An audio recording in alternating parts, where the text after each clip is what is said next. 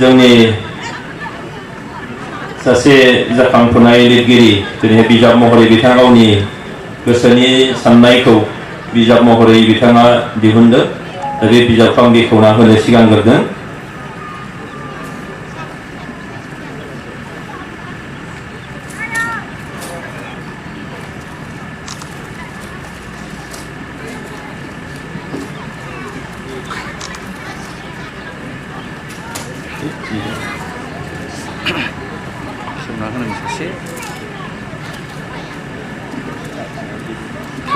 खेवना होनो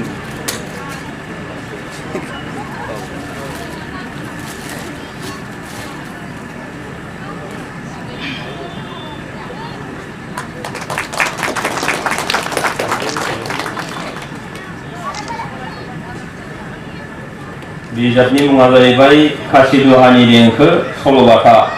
लिरगिरि रन्जय नार्जारी, फोसावगिरि रबिस्वर ब्रह्म। मिजिंथिबाय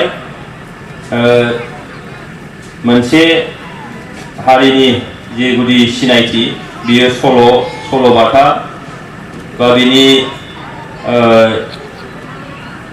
जे मा होनो बेखौ खुगा सल'फोर बा गुदि जे हारिमु बेयावनो सिनायथि मोनोनो। दा बे सल'बाथानि गेजेरजों जोंनि गोदोनि बर' हारिनि जे जोंनि समाज बेबस्था बै समनि थासारिफोर बे जिनिसफ्राथ' बेरखांदों।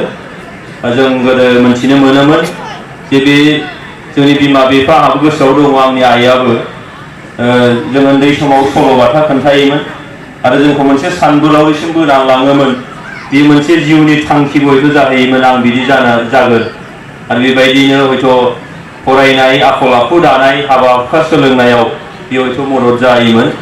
दा दिनैहाय बे सल' खोन्थानाय बे हुदाया जोंनि समाजनिफ्राय गैलानो खोमा, जेरावबो बे गोमालांबाय।